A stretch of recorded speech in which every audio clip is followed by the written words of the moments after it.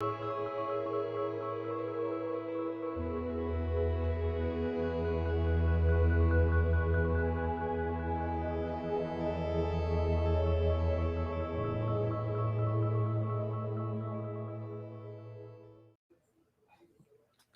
up, family? Hey, yo, I want to welcome you to the journey.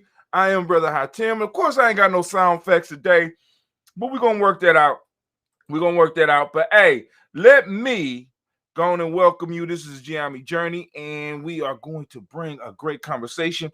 Y'all know the brother. I brought him on before. He is, in a sense, our webmaster, and he helps us keep everything moving in the way that we do. But also, he's what I like to call. He's gonna get mad. He's like what I call one of my nerd friends, right? He knows a lot. I mean, he was talking about cryptocurrency a long time before I even heard it from other people. I mean, and like I said, because I met him, the internet was hot, but it wasn't like it wasn't included in our lives like it is now. So this brother has had some foresight, and also he could help us learn a little bit more about crypto, what we could do with it, and what we could build with it as well. So let me bring him on. If you would give him a round of applause. I'm bringing on Brother Dentista. Come on in, my friend. Hey, how you doing today? I'm good. How are you? I am doing great. And I would be doing better if I could remember how to adjust this camera so that I can have you as the big person and me as the little. But anyway, let's keep it moving. All right, let's do it like we make it even. There we go. There we go. All right, that works. So, so now, first off, tell us, how did you get involved with cryptocurrency, and then we'll get into the whys and move forward from there. I got into it like maybe 2 years after it was created. I was living in Chicago when I heard about it, and I did all the little bit of research at the time, and I knew how money worked, because I was looking into stuff like sovereign citizenship and stuff like that, and just more for research, not trying to be one, until I started learning about cryptocurrency. And then I realized I learned how money works. I learned how money has no value except for what we give it. And after all that, I just kind of kept learning more and more about it. That's all. Okay, cool. So and now you mentioned the sovereign citizenship. What in cryptocurrency could connect to the idea of sovereignty and stuff like that? Well, they always, like for Bitcoin especially, they always talk about it being you're your own central bank, where the money that whatever value that you create, you have control over it, you have responsibility over it, and it's all yours. No one can take it from you. No one can like abuse it, and if you don't want them to. And so along the lines of the sovereign citizens or whatnot, where they don't want to be beholden to any one government or any government. They want to be responsible for themselves and just live as a human being on Earth, and and not have to be a part of the game that the rest of us have to suffer through. So a cryptocurrency presents an opportunity for those that use it to be able to get out of the quote unquote game. Right. Man, all right, cool. So now, which cryptocurrency did you start with? Of course, I like everybody else, started with Bitcoin. At the time, that was the only thing that existed, and so I started learning about that. And during that time, you can do what's called mining, which is essentially using a computer to crunch math and then find a solution, and then the solution gives you a reward in the form of a Bitcoin. At that time, Bitcoin was probably around $10 a coin. Stop playing. Yeah, it was a long time ago. Now it's around. Well, let me ask you this, a personal question. Yeah. Because you said you started when you was in Chicago. Is this when you went to go teach capoeira in Chicago? Yeah. Oh my God. Yeah. well, the missus was in finishing up her MFA, and so I tagged along because gotta support the lady. So you started when it was so you actually did mining too? Yeah, for a hot second, yeah. But it quickly became expensive. Like after a while, you start needing specialty equipment, and and the more people that got into the network, the more competition there is. Like the more computer power you needed, and so after a while, it became too expensive to do mine anymore. All right, cool. So now, for example, when you started mining, because I want people to understand what was you using to mine when you first started? And he kind of explained what mining is, but what was you using? I was doing the CPU mining in the beginning, which was just like a big desktop. I had like this actually I had a server that I converted into a desktop, and so it was doing my mining for me. And then they start coming out with this before they start having like specialty machines that would do it? Yeah. Before they had specialty machines, before they were using GPUs, which was just CPU by itself, CPU and RAM. And then they moved into the GPUs, which are like the graphics cards. And then from the graphics cards, they moved into FPGA and ASIC, which are special chips that do one task. Most of our CPUs, like they're general purpose, so they do calculation, they do word, process and stuff like this. But specialty machines, the ASIC devices, they only do what you program to do, and they can't do anything else. Now, were you successful at actually getting stuff from the mine? Oh yeah. In the beginning, it was fairly easy. Stop. For real? Yeah. In the beginning, it was easy, but after a while, they in the equation they have what's called difficulty, and it makes it harder and harder for your computer to just come up with the answer or find a solution to the equations. Like, so it's more with difficulty means more time. Just like if you were mining gold for real or some precious metal for real, like as you go deeper and deeper, it takes longer, it takes more man hours, it takes more energy in order to get something out of the earth. And so it's the same thing with computational mining too. So I mean, so now in a sense, the whole idea of the computation or the computation mining is similar to putting in work with shovels and stuff. It's time. And then you get a reward. Every now and then you get a reward for the amount of time and energy that you put into it. Yep, that is correct. All right. So after Bitcoin, what was the next move? The next one, Potcoin. So for business that are into cannabis and stuff like that. Okay. So there's Potcoin, there's Cannacoin, and I think there's a Cannabis coin. They all were based around the same protocol as Bitcoin, so they just kind of like forked off and became their own offshoots.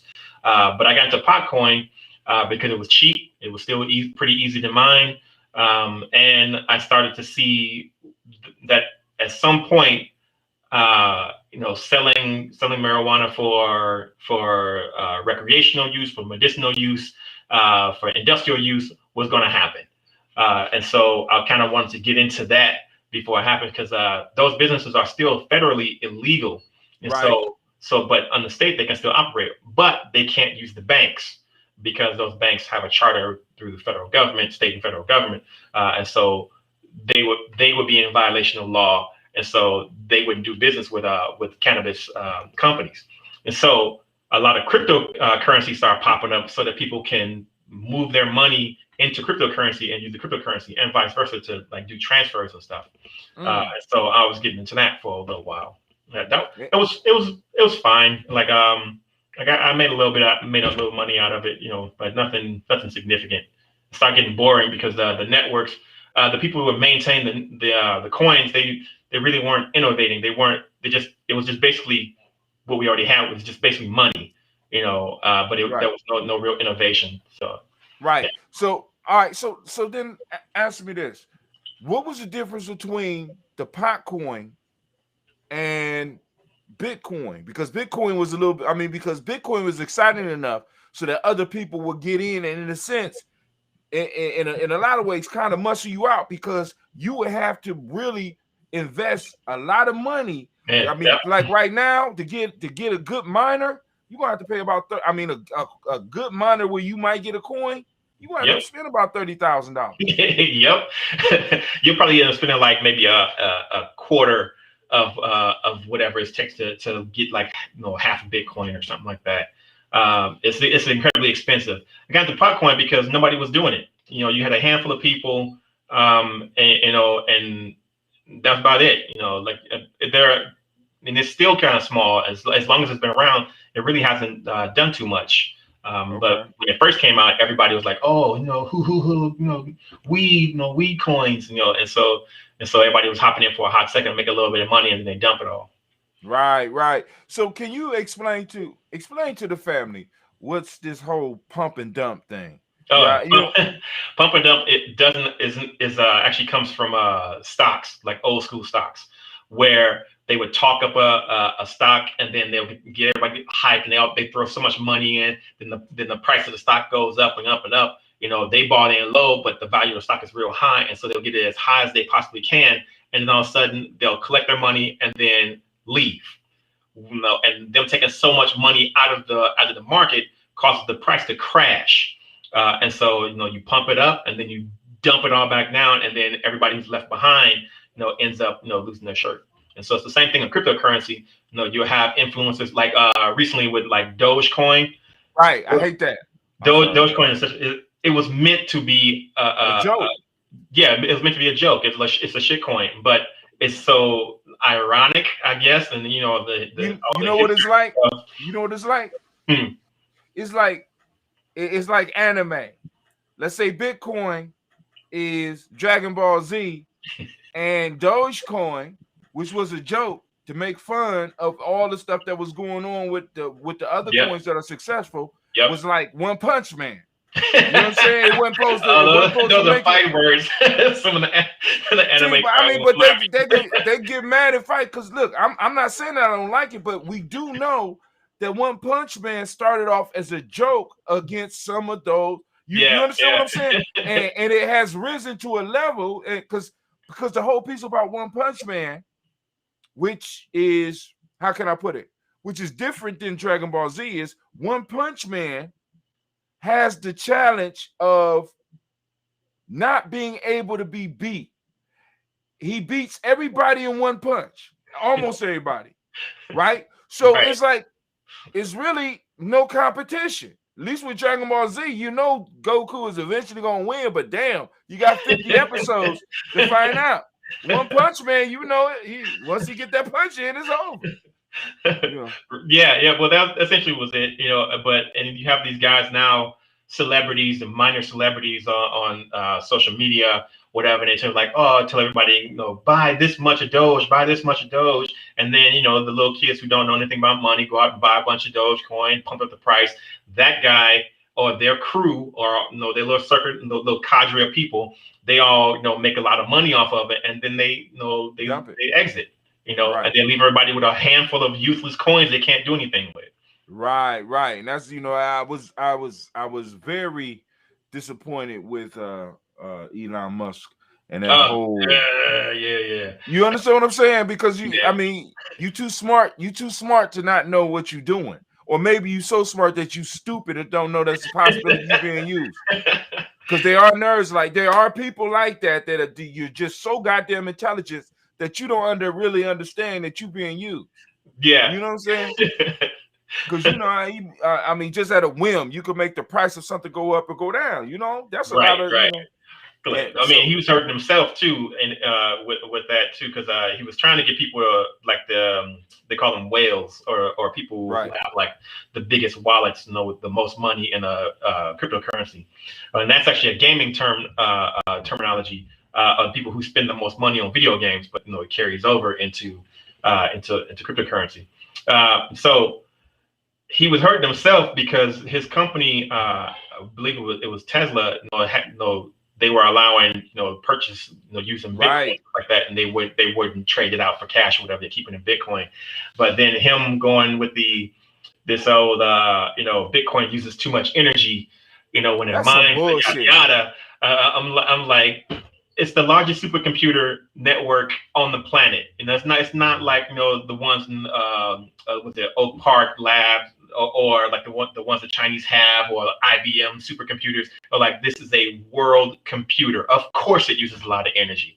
You know, it's multiple countries all doing the same processing. Of course, it uses a lot of energy.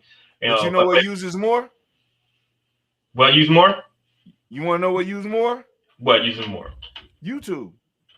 Yeah. The YouTube data center is like massive. You know what I'm saying? You know what I'm saying? There's a lot of other stuff on the planet. I mean, because like I said, part of the value that's given outside of what we give it is the effort that you put in to get Bitcoin. Exactly. So, you know what I'm saying? So I'm just like, you know, maybe you're so smart, you stupid. I don't understand. You know what I'm saying? But like I said, I'm just an amateur. I'm a baby at this game. So now what's going on now is, now before we move on to going into wallets and stuff like that. Okay. What other coins are you looking at? Any coins now? Like I said, if somebody out here possibly wanted to get involved with some coins, not that you're giving advice, but what coins are you looking at? Right. This is we're not giving finance. We're just two brothers talking. Okay, so it depends. Okay, when you get into these coins, you have to have a plan on why you're doing it. You know, just if you want to get rich, you're gonna end up poor. You know, but there has to be a reason why. Yeah, like you have to have a plan. You have to have a reason. You know, a goal as to why you're doing this. For me, I'm doing some stuff with my family, my clan, and so what we're trying to do, like we started like this little micronation kind of thing, and so when we look at money, we have to figure out how are we going to use it? How can we expand its value? What else can we do with cryptocurrency? It has to be fast enough for processing. It has to be lightweight as far as computation goes, so that anybody can enter into it, as opposed to trying to have specialty equipment. And so we chose the Stellar network, and mainly because it's a worldwide network, and that it's lightweight on computers. You can spin up a VPS and install it yourself. You can use it from your phone. I'm actually doing an experiment on running on for Raspberry Pi. And for those who don't know what a Raspberry Pi is, this is the Raspberry Pi right here. And here, it's inside of a case, but this is a full computer, and so I'm actually running like a server now, and I have about 15 websites running on something small like this. What? Yeah. Hey man, you don't need to be telling me that, because I'm paying for space. God damn it! I wanted some quality space. Just because it's small doesn't mean that it doesn't have space.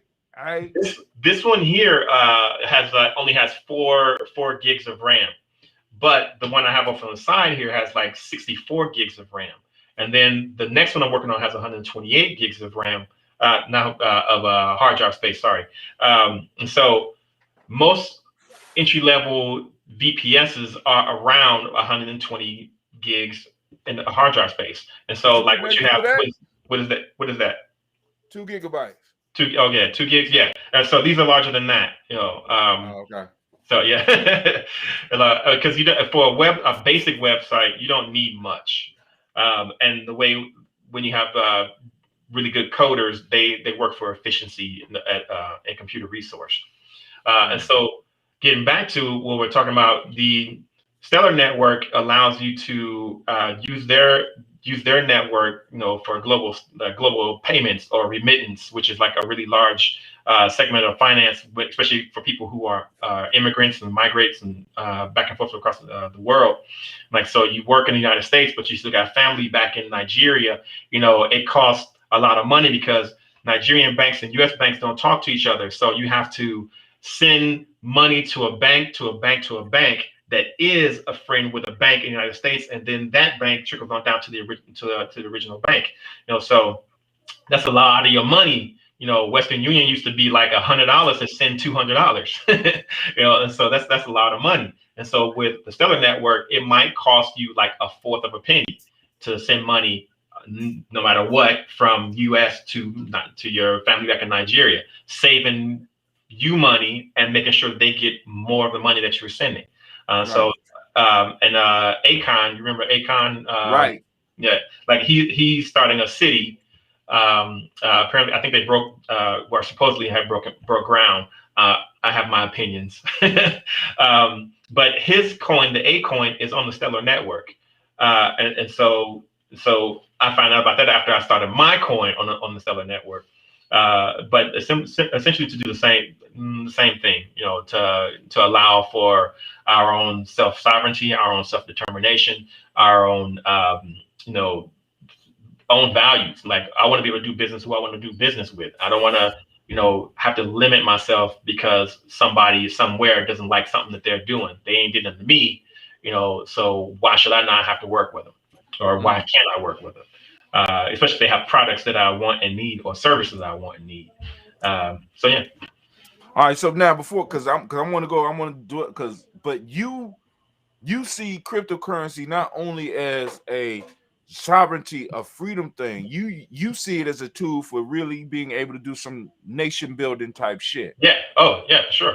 Like because like capitalism is not great, but it is the best idea we've had so far. Democracy is not great, but it is the best idea we've had so far. And so we continue to use those ideas in order to further our own goals until we figure out something better. They say on Earth, the United States is the best form of democracy. We all live here. We all know how it's hit and miss. But if that's the best we have, we really need to work harder. And so having more experiments in democracy, in whatever form of government you want, like if you're anarchist, if you're socialist or whatever, you're gonna have to exchange some type of tool of value because right. What you might think is valuable, I might not think it's valuable, but we should be able to come to some middle ground. That's usually where money comes in. It used to be cowrie shells, it used to be beads, it used to be shiny rocks, and now it's pieces of cloth, and in some places paper. And so that's the most efficient means that we found so far in order to be an exchange of goods. So yeah, so it helps when you're trying to build a nation. That's something that we can all agree on is of value to us in order for me to exchange my my services through like my blood, sweat, and tears or whatever it is I've created, and I need what you have, but you don't need as much as what I have, and I don't need as much as what you have. So we have to find some middle ground. And a medium of exchange. Exactly. And the easiest form, because creating a dollar is expensive. The U.S. like for every penny is created is like actually 2 cents to make the thing. Right. Like and so you're actually working at a loss. But like a piece of code is just a dude sitting down for an hour or two. And of course he deserves to be, compensated for his time, but he created something from nothing, that we can all use. So now you mentioned Stellar Network. So yes. What is something like a Stellar Network, and how does it fit in with this whole cryptocurrency thing? Okay, well, all the blockchains are a network. Well, the blockchain itself is a ledger. Like, so if anybody who's ever done accounting, or if you've done your own house bookkeeping, you write, oh, I got this much money in, but I had to pay this bill, and then subtract that from the top, and then like the ledger itself is a record. So the blockchain is a series of transactions that are recorded on all the computers on the network. So the Stellar network is essentially the exact same thing. It's just a lighter weight, faster, more resilient, in my opinion, network. That's all. No, all right. So, but I'm still confused. So is Stellar a coin? Yes. Or is it okay? Stellar's the network, but the Stellar Lumen, which is the name of their coin, is the network's coin. And so transactions between the multiple coins can happen either by direct trade or through a third-party medium, which would be the stellar called the Lumen. And so if you have Nigerian Naira and US dollars, you can, but I don't want Naira, but they can exchange Naira for Lumen, and then I want the Lumen, and so I'll do that trade, and they can, still get paid.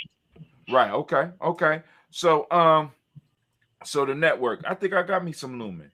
So because you have, in order to do any of the trades, you have to be holding a certain amount of Lumen. So you create what's called a trust line. And so a trust line is you trusting the distributor of whatever token, or coin. So with my I have the CRD, which is the credit.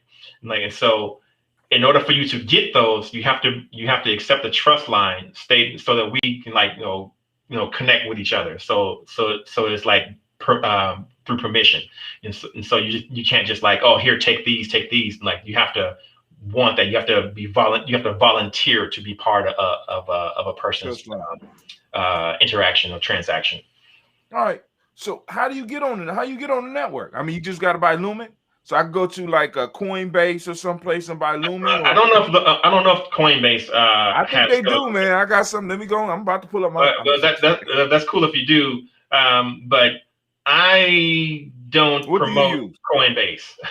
I use Lobster, LOBSTR.co. It's a decentralized, open source exchange. You can do it on your phone, on your computer, on your tablet. Any of those devices. What I don't promote. So is it like a wallet? You say, okay. Hold on, because finish about Lobster. Then I want you to tell us why you don't use Coinbase, and then I want to get into the Cash App. Okay, so Lobster, the wallet is part of the exchange account. So there's a difference between having just a wallet and being on the exchange. The exchange is for when you're trying to. It's basically like having stock, where you buy coins, you try to get them at a good price to maximize profit and minimize loss. So that's what the exchange is. It's a way to buy other tokens, other coins, in order to mine and almost like an investment. Where a wallet is just the device in which holds your tokens and coins. And so you can have a wallet without it being part of an exchange. I recommend, it's called a Solar app, and you can get it out of the Android Play Store, and I think it's on the iOS too. And that's just a wallet. You can still do trust lines, and you can still store, and you can still send and receive, but you can't buy other coins. But if you are, but it's not an exchange where you can go and then try to find price differences and stuff like that. What you get is what you get in a wallet. Okay. And then you go on the exchange, and then the exchange has a wallet attached to it. Now, I hope that wasn't too. Well, I mean, because we probably have to do a few more shows so people get the hang of it, because of course, I'm all about building tribe, and the ideas that you have as far as cryptocurrency will enable us to do some things together, as well as within your clan, within my tribe. I'm trying to move to the future. So if I'm correct, the wallet is where, in a sense, you keep your value, you keep your coins. Yes. And it's not connected. It's not necessarily connected to an exchange. But if you are connected to an exchange, you have a wallet within that exchange. So I'm imagining that you could take the stuff out the wallet at the exchange and put it into your personal wallet. Correct. Okay. And now, if you could help us understand, is it complicated to move? Because what's going on now is that a lot of people are doing micro investment, because on Cash App, you can buy stock and you can buy $1 worth of Bitcoin. So we have people like myself who, every time I got a little bit of extra money, or I make some money or have some extra money, I buy $1 Bitcoin, or I go to Coinbase and I'm buying stuff. And you're telling me that I could go on now and move the little bit that I have from near to somewhere else. Now, first, before we even talk about moving it, what is the problem you believe with Coinbase and Cash App? Okay, so the way Coinbase and Cash App work, they are pretending to be banks. They're functioning like banks, where they have KYC and AML. KYC is know your customer. AML is anti-money laundering. So that's a lot of your personal information. And I know a lot of people are like, oh, if you're not doing anything wrong, then you got nothing to hide. I hear you, right. But you don't know what's of value. You don't know what part of you is of value to someone else. And so it is in your best interest to have complete control over who sees what about you. When you sign up for on Lobster or whatever, you have your email address and the password. Essentially, that's it. If you want to do more, you can, and that's typically because that you can link your credit card to it to buy more, and that's because of legacy system. When I say legacy systems, I mean banks, old financial institutes. With Coinbase and Cash App, what they do, they buy up a lot of Bitcoin, they buy up a lot of Ethereum, and they hold on to it. So you're essentially trading within their inner network, not the greater Bitcoin and Ethereum network. And so when they want to cut you off, they have the means to cut you off. If they don't want you, if you want to trade with somebody else and they say, hey, that is that too, you can't do that. Right. You can't send Pookie no Bitcoin. Yeah, like for that weed or whatever you're about to buy from him, you can't do that. I want to make something clear that Bitcoin is not anonymous; it's pseudonymous, anonymous, where it's partially but you can be tracked on those networks. Yes, everything's public, even on the Stellar one. Your transactions are public. You can do go into an Explorer and see what transactions went from where. If you want to be private, you use Monero. So pro criminal tip, don't use Bitcoin for crime. You're better off using the dollar if you want to use. You want to be anonymous. Because they caught that dude on the Silk Road. He got caught because he left his laptop open and he stepped away from his laptop. That's how he got caught. They suspected that he was the Dread Pirate Roberts, but they didn't have any real proof. And they had to wait for him to log into his Silk Road account to prove that it was him. And so he went to a coffee shop, and the coffee shop was crowded. It was probably filled with Fed. And then he went to a library, and they were waiting for him in the library. And so one of the agents sat down behind him, and then he got up to go get something, and then she leaped over him, pushed him out the way, grabbed his laptop, and ran out, and then they arrested him. That's how he got caught. Oh, okay. All right, so they ain't trust you. My fault. Yeah, all right, so now always use a VPN and see, and I got a VPN. I got a VPN through you. Yeah, I don't know how to use the goddamn thing, man. I have to show you how, but Control-Alt-L every time you walk away from your machine, that locks your screen.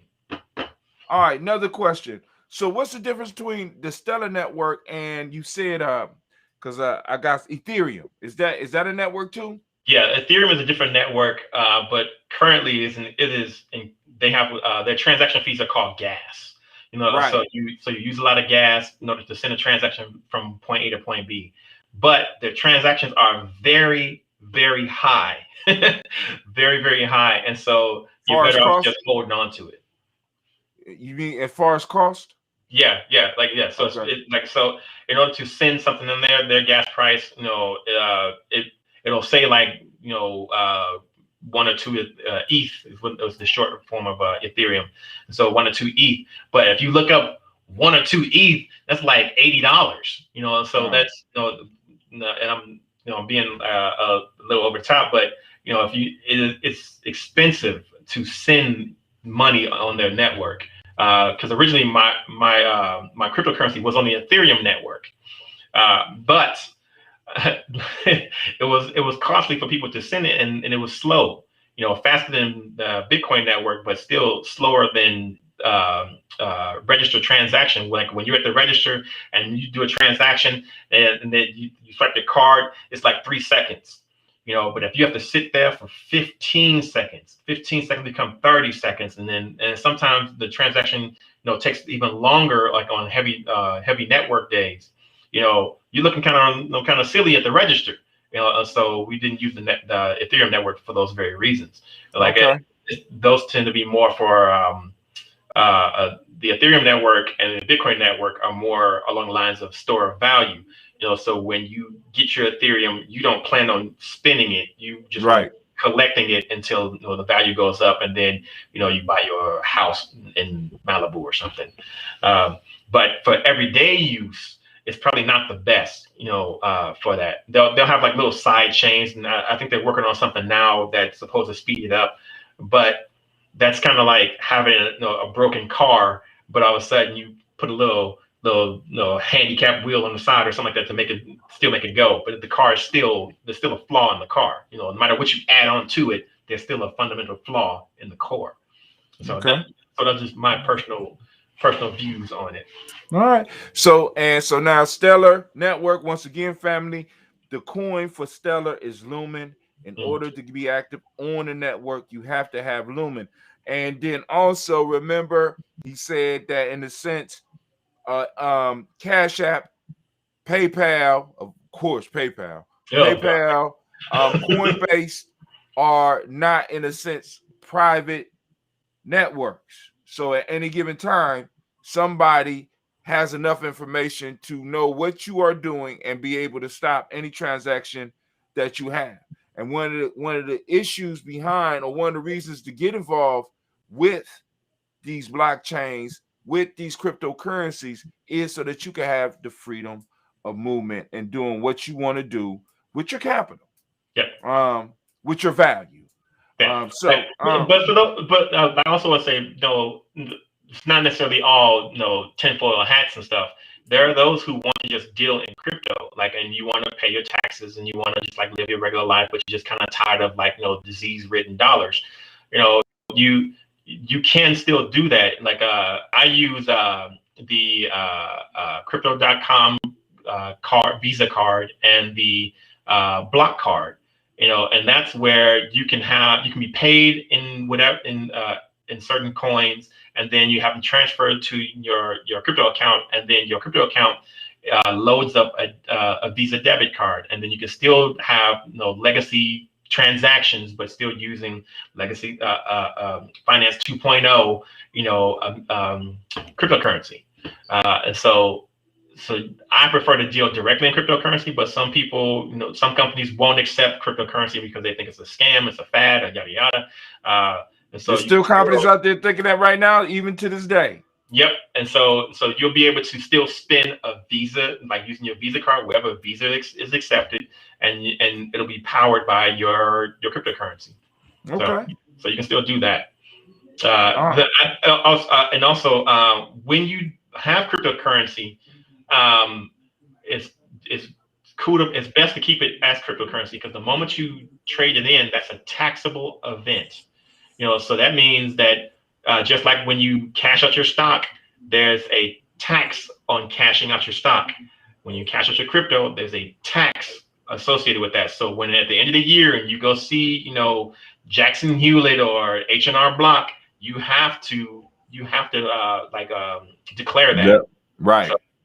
So that could be, I know the stock is like up to 30%. So I don't know what crypto is currently, but that's they're about to raise it up. Yeah, and that means more of your money not in your pockets. So like if you get crypto, learn to use crypto. All right. So he mentioned as a place of exchange, lobster.co. Can you get your cryptocurrency off of Lobster? You can get my currency in any exchange associated with the Stellar Network. Because the Stellar Network, all of the coins on Stellar Network are interactive. All right.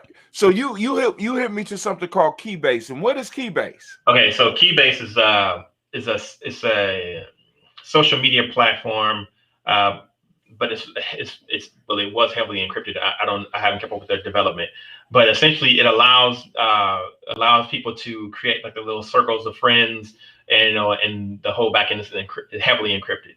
And that pretty much that's all it is. There are groups, there are chats, there are I think you do teams and stuff like that. And on Keybase, they've also attached a Stellar wallet, so you can all your Stellar coins and stuff like that. You can use that in Keybase.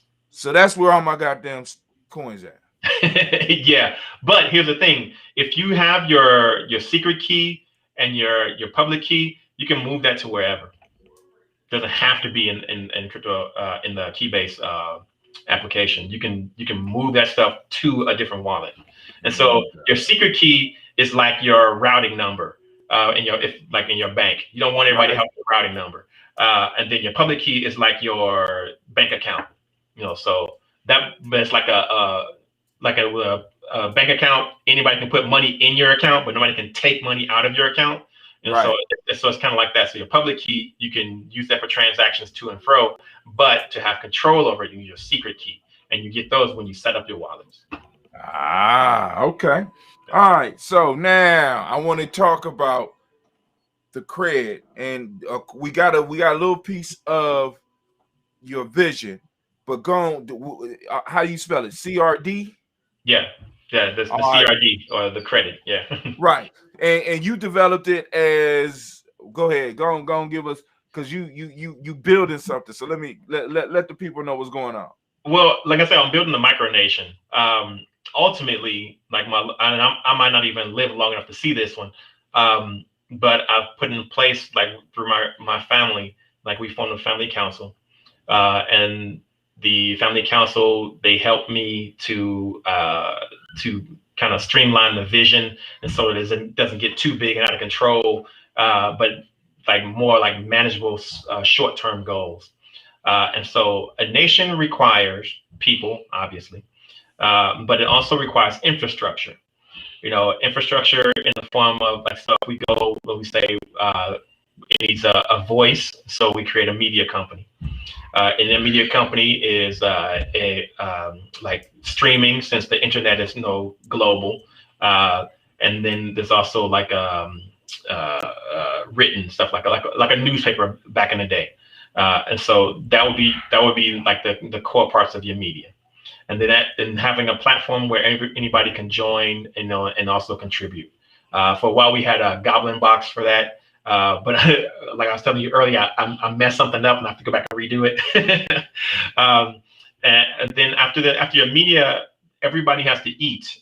So you start working on that. So we created a grocery store and a marketplace, online groceries. And then after that, you need security. And actually these aren't in any particular order, but you need security.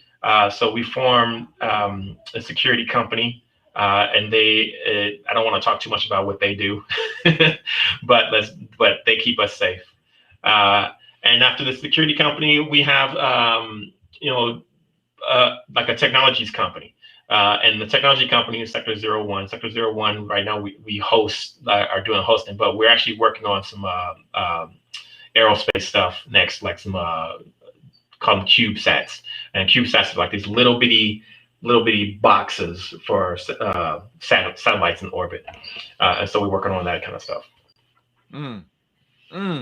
All right, so and so the cred came up out of this. So the cred is how you exchange value within this micronation. Yes. Right. Yes. And how and what benefit would it be for other people out there to get it? Because right now the craze is, I want to get the Bitcoin because it's gonna be worth $100,000 in 2 years. Somebody said by Christmas it's gonna be worth $100,000, and Ethereum is gonna be worth $3,000. And I'm just waiting, and I'm gonna cash in. that kind of stuff is greed. That's what it is, right? Yeah, that's greed, and it's not smart. And I mean, if that's the case, you might as well just go and gamble. Throw your money. That's a Throw good your money idea. I'm gonna throw that on there till I'm gonna gamble a at little a bit lottery too. ticket. Just go to the corner store, spend like $100, and maybe you'll get a 500 back or Got whatever. my lottery ticket right here, right here. But the credit is more along the lines of where we want to go further. Um, ultimately, when we ultimately we're looking to buy an island or some coastal property someplace. Um, and at current, like the credit's been around for, I don't know, a few months. Started late last year, I think. Um, but I haven't really been able to promote it because I've been busy with other stuff. But right at where we stand right now, our market cap is about $4 billion, and that might seem like a lot, but it's really not. I think it's more than some nations for sure, but those nations are the ones that we consider third world, um, and I don't like calling them third world, the developing nations, Right. redeveloping nations after being destroyed. So the point of having this is for stability. If we just go someplace and then we know, oh, this is our new nation, and then no one has anything unified to build anything with, then we have to end up using like the dollar. Well, we're trying to get away from the empire. Or we have to use gold. Well, gold is heavy as hell, and so we're not gonna be carrying around pockets of gold, and it's expensive. This was this was this was inexpensive to start, and easy to maintain, and easy to transport, and easy to exchange for goods or services. And we're also going to do like they call it airdrops, which is kind of like a lottery. So we have to figure out how to get people involved in that. So that's where we're going. So to be able to give it to as many people as possible, and to give it even more value than just what we're doing. That's what the infrastructure is for, to create marketplaces so people can go in and maybe they got some handmade stuff they want to sell, and they'll sell it for some credit, and then people can exchange back and forth. So those are our long-term goals. But our longest long-term goal is to buy an island someplace, and there are plenty of them in French Polynesia, that are for sale, and that's what we want to do. Because I would like to do some scientific stuff without having somebody say I can't, or like, oh no, you're too black for that. You're not smart enough for that stuff. Like, no, you can't do it. Or if you're gonna do that, I want a cut of it. That kind of stuff. Like, no, science for science sake, medicine for medicine's sake, for the benefit of people. And so any nation that we do develop will be a neutral nation. I don't want to be a part of the Game of Thrones and all that kind of stuff.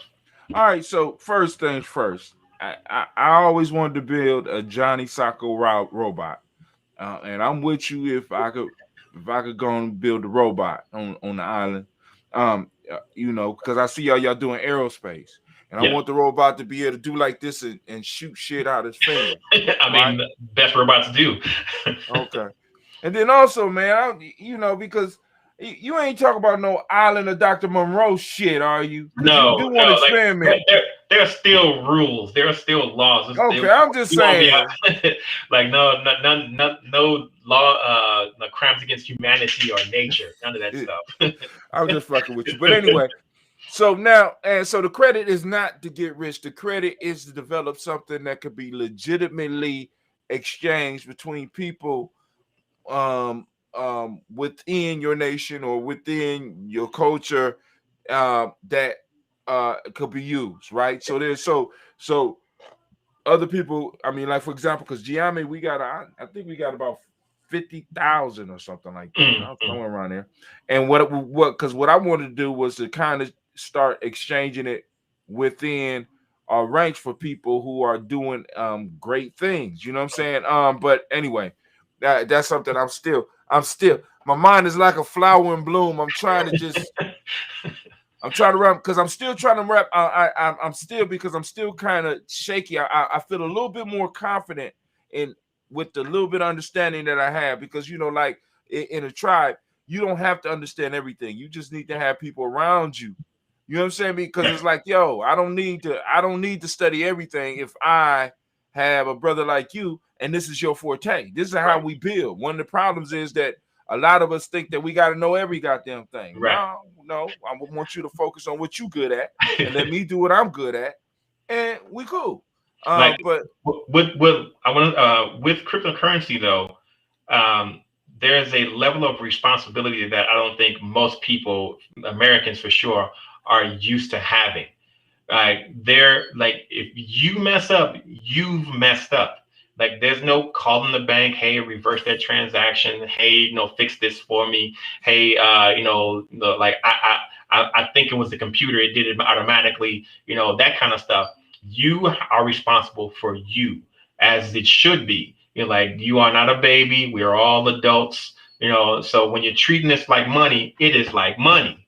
right. It is money. Like, so the things that you wouldn't do with that paper dollar, you should not do with your cryptocurrency.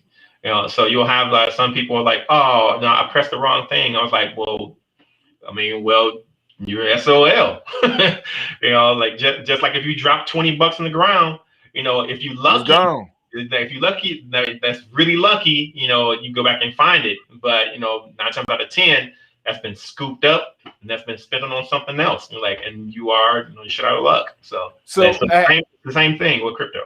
Have you had any crypto nightmares that you would like to share with the people? A story, a Yes. warning?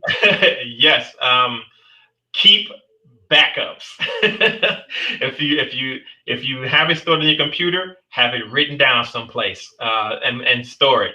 I lost a little bit of Monero because the password that I thought it was not the password, and I can't find the password, so I'm locked out of a wallet that I currently have. But as long that wallet will be there. So let's say your daughter grow up and one day she happens to come into one of our office or space and looking through some stuff that belong to you. You'd be like, Daddy, I found this. If she find the code in the proper way, 10 years from now, you'll be able to enter that and possibly open a wallet. Okay. All right. Yes. All right. Yeah. So you could right here. So you could do this like where say you got grandkids or great grandkids and you just want to store some money away. You can do that and put it into a cold wallet for cold, what they call cold storage, and then just put that in someplace safe. Like let me make sure my stuff ain't showing on this one. There we go. All right, cool. So this is a cold wallet. It's basically a sheet of metal. On the other side over here is like is my public key. Under this patch is my private key. It's a QR code. And so whatever I put on this thing, it's there. As long as the network exists. And say 400 years from now, if it's still of value to humanity, somebody figures it out and like, oh yeah, they have access. Where you get one of those at? This one's from a company called Axiom. And so there's a Axiom Crypto, and it's just a little metal card with the QR code laser etched into it. So that'll outlive my bones. So, and then like I was saying, the block card is like the Visa crypto debit, and then you have the other card. I've seen that. This is from crypto.com. And so those Visa cards you can use with your crypto, and then the cold storage wallet you can have, instead of having a wallet on your computer or a wallet on your phone, you can do it in cold storage and just send it to that address, and it'll be there. So for those of us closer to retirement, you can start squirreling away your own money and then just forget about it. And as the price of the crypto goes up, your nest egg is just doing fine, as opposed to like always checking it. Every time you grab your phone, like checking your stock and stuff like that, just put it away. I got another question for you. Mm-hmm. You ready?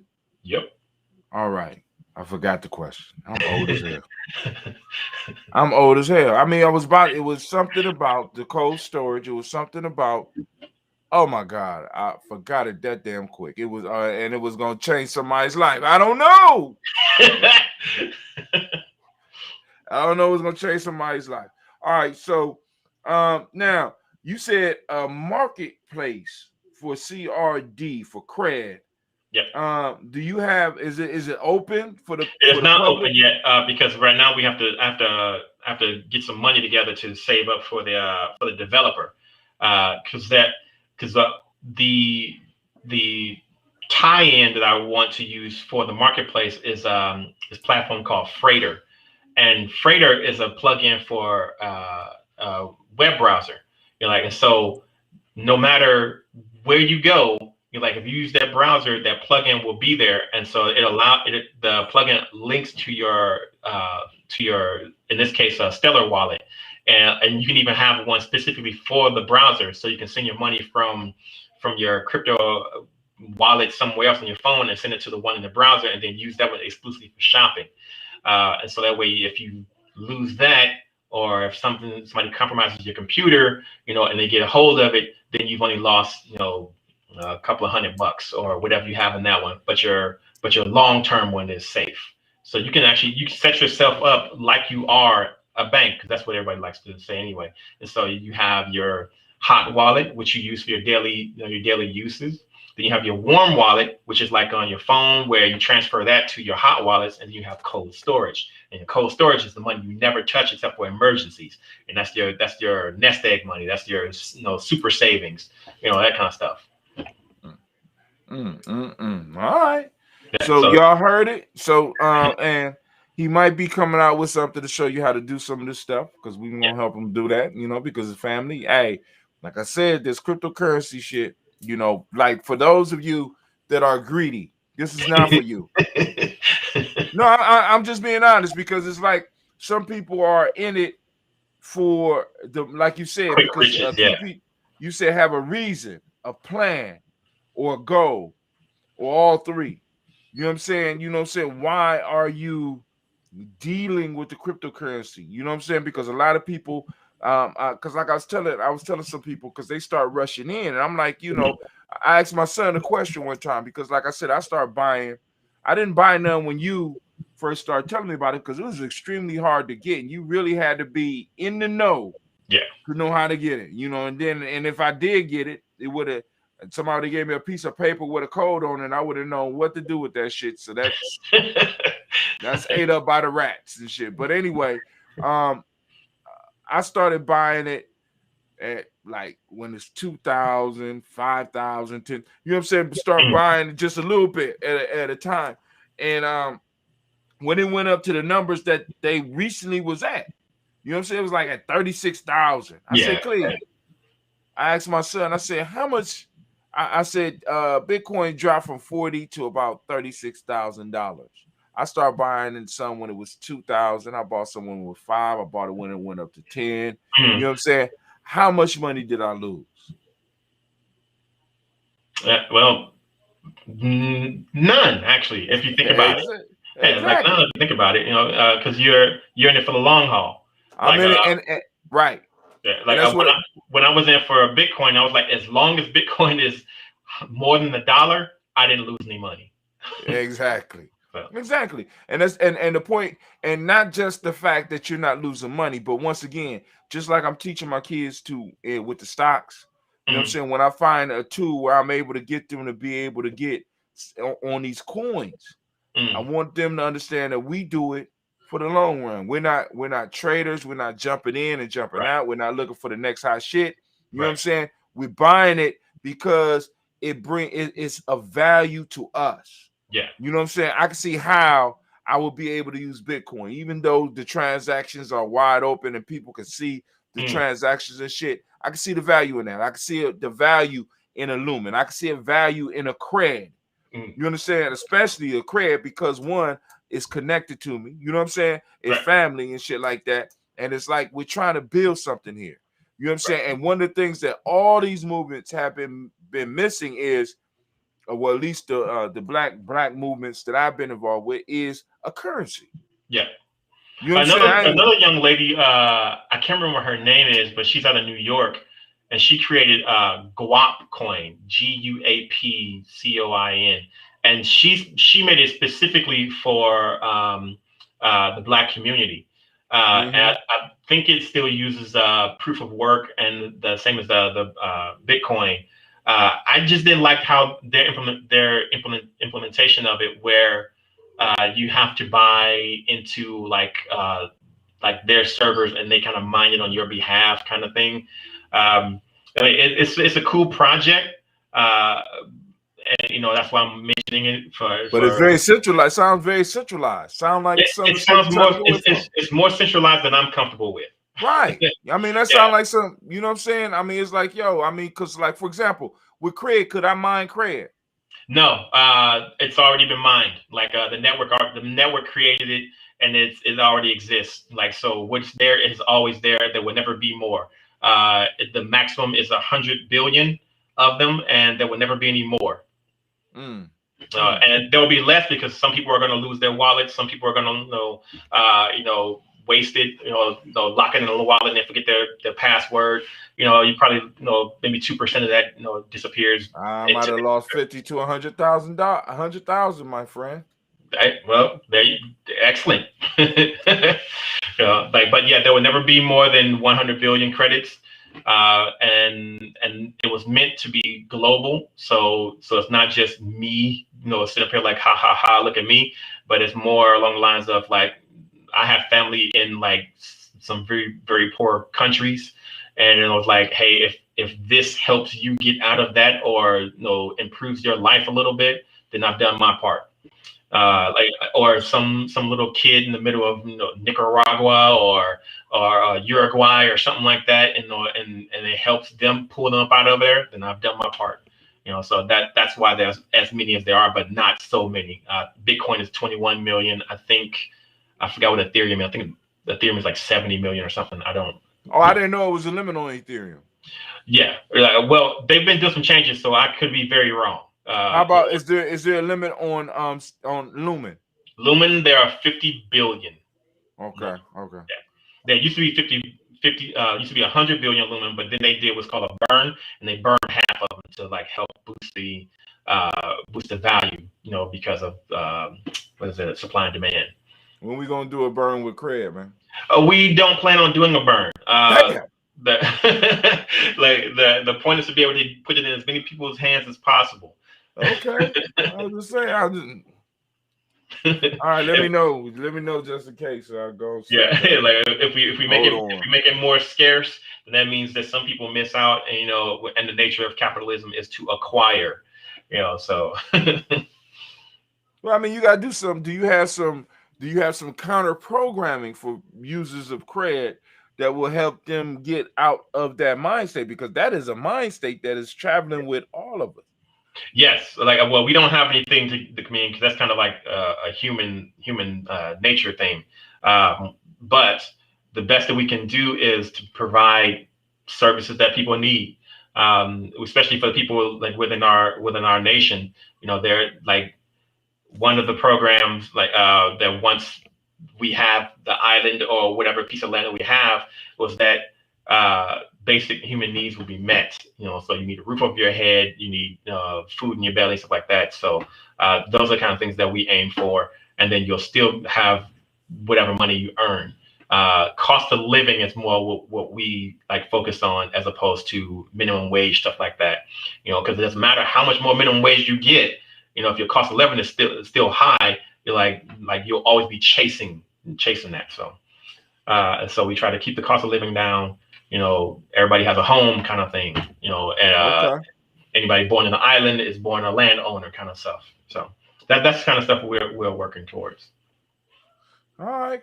So I want to thank you for taking the time. Do you have anything else you want to share with the fam? I want to thank you for having me on again. I think the last time I was here was what we were talking about BitConnects. Damn, that was a while ago. That was a long time ago. That went up under, right? Yeah, it went up. It went up. It went under in fantastic sort of way. Yeah. So, but other than that, thanks for having me out. Like, it was great. No problem. I'm gonna look at bringing you back. So yeah, because I'd like to do maybe a walkthrough for people. It's real simple once you figure it out, or I'll show you how to do a walkthrough. And since you lost access to your, I said I might have. I said I might have. or we can walk the kids through one or something like that. Oh yeah, I mean, but the one that we put up here, or the one we do, you know what I'm saying? Like I said, I'm gonna put it up, then I'm gonna pull it down, and like I said, put it in. Like I said, put it in your name, or put it in your business name, and you got an e-course. I mean, shit. I mean, show people how to do it. I mean, because a lot of people talking about it. Yeah. Show people how to do it, bring some value to them, and they can exchange some value with you. I appreciate it. You know what I'm saying? All right, cool. So, family, we want to thank you for joining us, and we are out. Hold on, Dentista.